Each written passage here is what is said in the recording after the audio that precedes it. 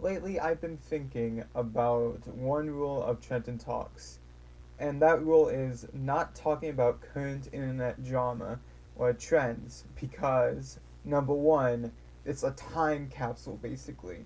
If you were to see, let's say, a drama from a week ago and you were to see it now, it's not going to be as popular or have the same effect.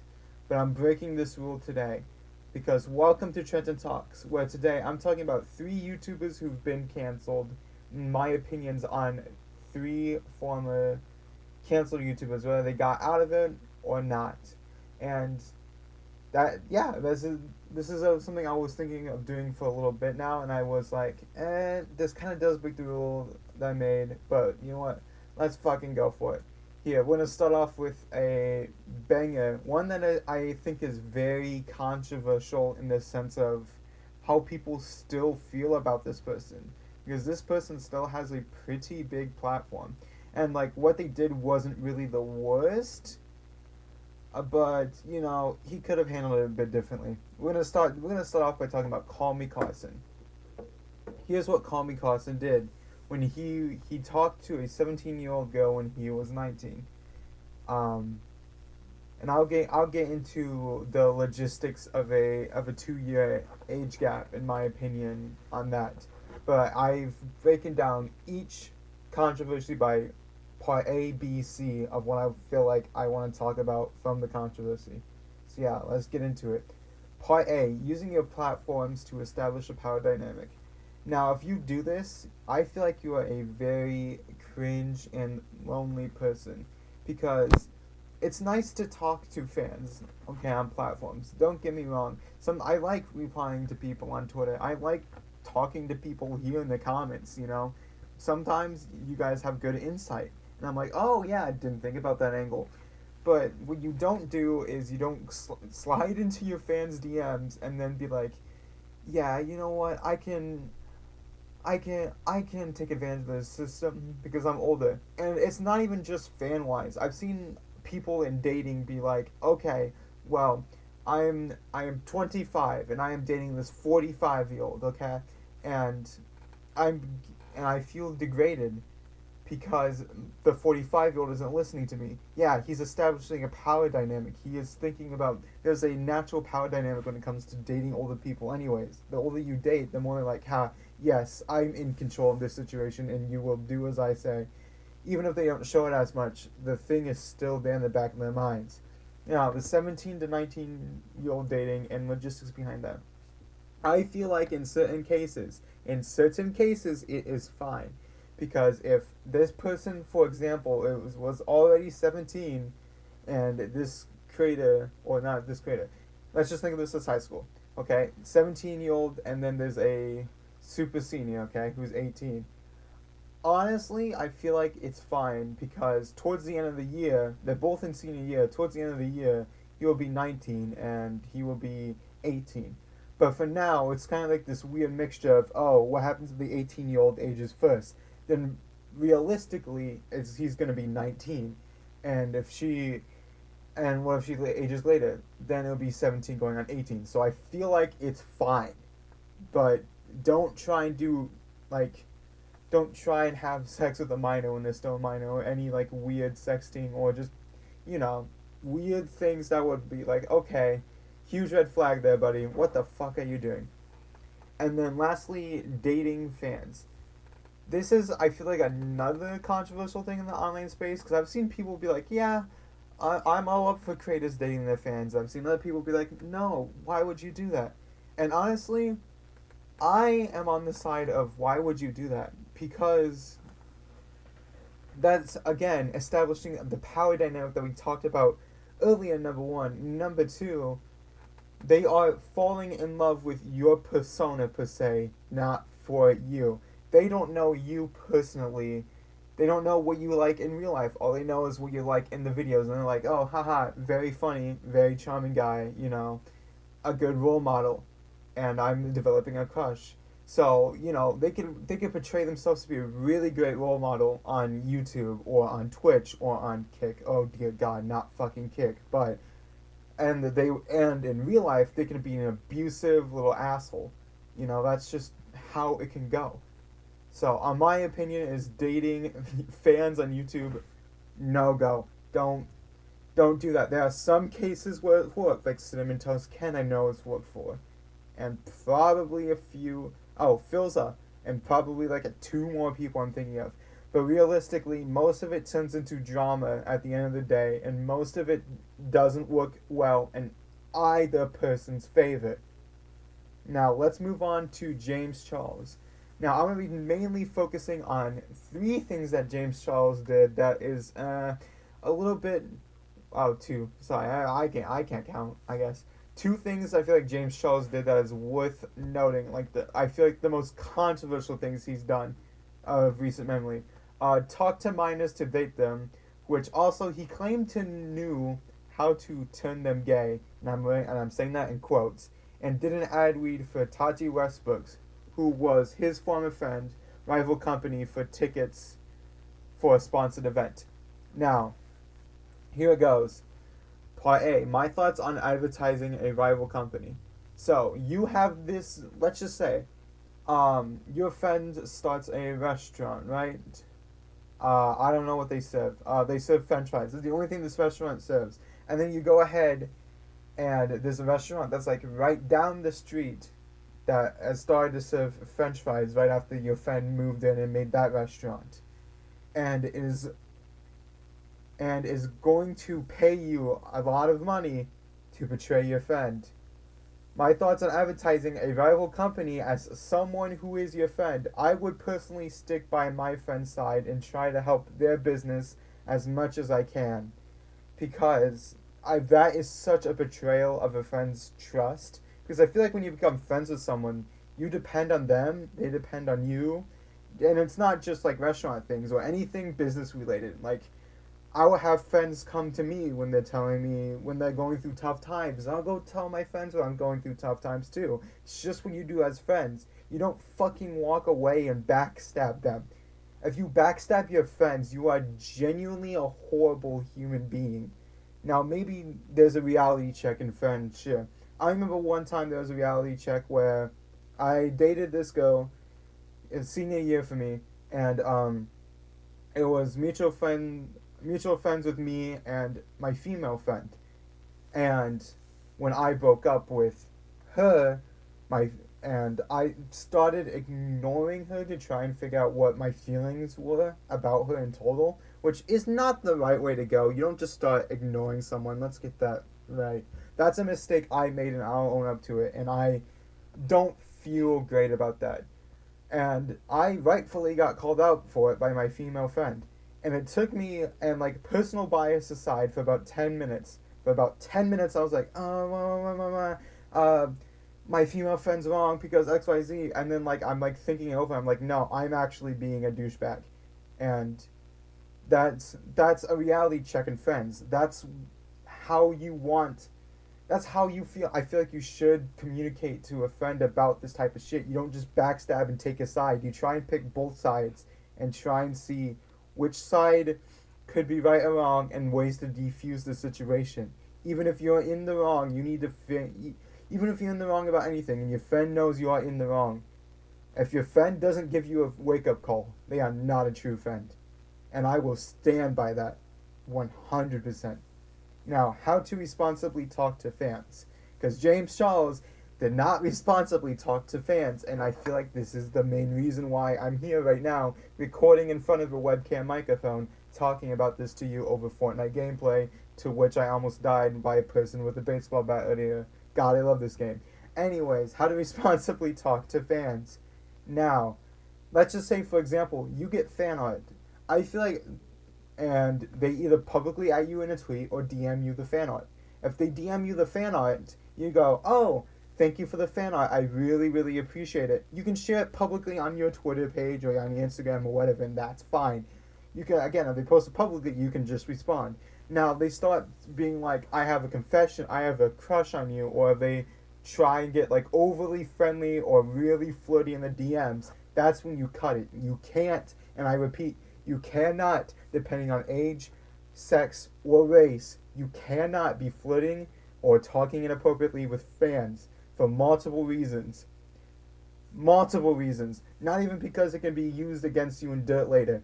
But you don't know anything about this fucking person. They don't know anything about you. You are literally walking, and it's like a mirror maze.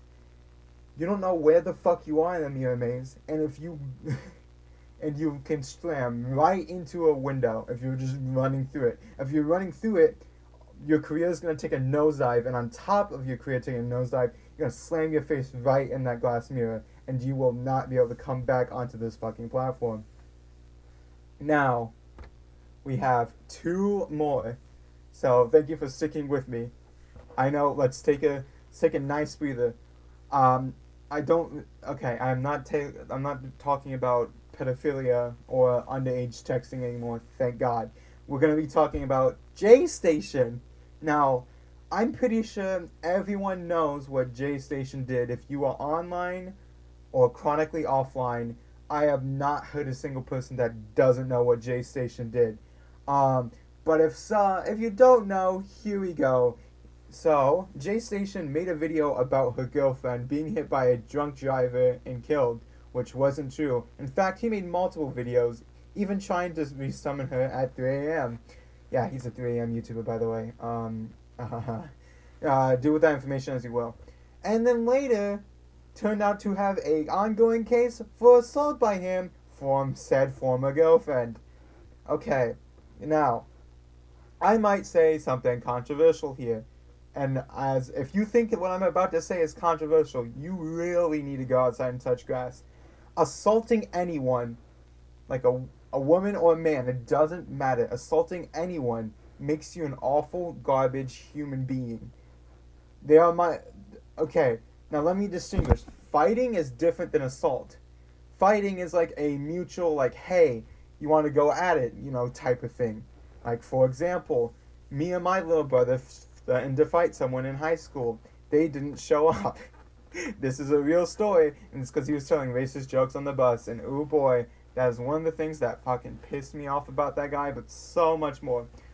Assault makes you a human being because you're fucking just, you are hitting that person for the thrill of it, and by thrill, I mean you're just being a massive fucking dick that doesn't respect a human being and respect their life and respect how they are as a person. There's a lot more that can be said about assault, but that's the PG-13 friendly version. And how it feels when a relationship goes public. Now, I'm going to go back to the female friend story again, because the girl I was dating, I became public about our relationship, I think November of 2023, I believe. And I did it without even considering her feelings in the manner, which was wrong of me. I really messed up in that relationship. And I do look back at these moments and I was like, oh, I could have really done that better. But when a relationship goes public, it's a really crazy fucking feeling. Because it's not just like a you and another person thing. It's people are going to be watching your constant updates to figure out if you're single or not. People are going to be like looking for photos. Oh, how come aren't they together this day, but they were together another day? Everything becomes so much crazy in the fucking public eye because they want to know you as a creator and as a person. They want to know you, so they will be like, oh, see, this relationship's not going good here because XYZ, or it's going great here because XYZ, and that can take such a toll on you and your partner in the relationship. Now, craziest thing about the J-Station thing is the aftermath that followed. He appeared on Dr. Phil. I don't know what he expected when he appeared on Dr. Phil. He did apologize, I believe, on Dr. Phil, but it's like, dude, if you're on Dr. Phil, you are at one of the lowest points of your life, and people are going to eat you up, point and laugh at you. His YouTube channel also thankfully got terminated. Oh my god, I was so happy when that happened, dude. I'm not even going to lie to you. And I honestly think he's doing better for himself right now. I hope that he did get help, because he is a trash human being, sure. But there's a difference between being a trash human being all the time and not having help for it, or like actively trying to make an effort, actively trying to be like, hey, I know I was such a dick back then, but I'm trying to be better now. Lastly, Keemstar. Oh boy, Keemstar. Everyone loves Keemstar, you know. Everyone's such a Keemstar fan. Oh, for fuck's sake. Okay, let's talk about let's talk about Keemstar's two major controversies. Incorrectly called someone a pedophile and used the N-word in a public live stream. I believe he said the N-word multiple times throughout the course of his online career, which is great. Great positive energy. Great positive and racist energy he's bringing to the table. Hi, this is Editing Trenton. Welcome to the Editing Bay. I didn't know he showed someone's nudes, which in temp was revenge porn, until I was researching. If I knew that to begin with, that would have been in this video. But I didn't know, and it's not. Anyways, back to current me, and don't worry, I'm about to get really heated over Keemstar. We love racism here on Trenton Talks. We love racism everywhere. Hooray. Now, I'm not gonna defend him, but I feel like we should start with the internet was way different back then and compared to today, with like way back then, like Twitter not being as big as it is, Facebook is being the largest fucking social media platform, and Instagram doesn't even exist yet. Neither does Threads or any like later like Twitter 2.0s. They don't exist yet either. So when we get to how different the internet was back then compared to today, everyone back then on the internet would call everyone today snowflakes, because everyone back then was just the internet was a wild west back then, because YouTube was starting to become a thing, but there was no like yellow demonetization symbol, so anyone could say whatever the fuck they wanted and face like no backlash, because the internet was just an open book back then. And I'm not just talking about YouTube. Everywhere you went, there were basically no fucking rules, and that's what was awful. Now, we need to establish negative views towards black people. I'm black. Black people are amazing. We are some of the best people if you get to know us, and we're not different from a white person, really. We are both human. It's not like yeah, one of us is born out the vagina, another one's born out the ass crack. You know, no. We both came from a mother. We both had a father of some sort, whether the father was in our life or not. We might not have the same upbringing, like money wise, but we both are human. We both are the same. We gotta coexist. You can't be racist or bad to a group of people or invest in stereotypes like that. For example, oh, black people, watermelon, KFC, yada yada yada. Like, come on, man. You guys are fucking grown ass people on the internet and in real life, being like, oh, go back to where you come from, and you end what I'm like, and it's just like, what the fuck are you guys doing? Like, I've not met a single black person who has never been called the N-word one time. And it's fucking disgusting. How would you like it if I started just throwing slurs at you? But, oh, well, it's different. No, it's not. Because, again, we're both fucking human. And if you can't respect that, then you are seriously one of the lowest fucking scums of the earth, and you should not be here. If you are racist towards another group of people, whether black people, white people, LGBTQ, Asians, doesn't fucking matter. No matter what group it is. If you are disrespectful to that group of people in any way, you need help. You need serious help. You need to touch grass. You need to communicate with more people in the group more. In that group of people more. Because once you do, you're going to be like, okay, why am I hating that group of people? I know, I'm so heated. But you're gonna be like, why am I hating on these group of people? They're just trying to coexist. Exactly. We all have fucking taxes to pay. We all have rent of some sort. We all have payments of some sort we need to make. We are all the same. We are a human being, okay? We are all human beings, and we can't just fucking get along. You know how insane we are? We just can't fucking get along, even though we're all human beings. That's fucking insane. I can't believe I went on this long of a rant about being mean to groups of people. Well, we're talking about Keemstar, but it needs to be said because some of you guys need to really fucking grow up. Seriously, really need to fucking grow up. Okay. So, lastly, why I feel Keemstar should be taken off YouTube. I have not met a single person online in any discourse, whether Twitter, Instagram, any social media, even in YouTube comments, who thinks that Keemstar is a great impact for YouTube and that we should keep him on. I have met 0 people that say that, and I am in that group of people that will never say that, because all he does is he brings toxicity to this fucking platform and any platform he is on, and he has never, ever, ever left a positive impact on any online space he's been a part. Take, for example, an Aiden Ross kick stream. Keemstar shows up and confronts Aiden Ross about crypto scamming when it's very clear it's a casual time. Everyone just stares at him awkwardly because he just completely ruined the vibe and no one even fucking likes him from the get-go. That is how it feels on Kick. That is how it feels on YouTube. That is how it feels on Twitter. That is how it feels anywhere. No one likes fucking Keemstar. They only go to him because he has a massive platform. And with that massive platform, more people go to you and be like, oh yes, here, this YouTuber is a fucking pedophile. Here's my list of proof. Like, nice list of proof there, buddy. But how come you can't fucking publish this yourself? That's genuinely why I feel the Keemstar should be taken off YouTube. Just to reiterate, I don't know, my mic fell. Just to reiterate, he does not leave a positive impact on this space. But anyways, that is going to be it for this Trenton Talks. I don't think I'll do another talking about internet drama Trenton Talks for a while, because this got me really heated. Holy, really, really heated.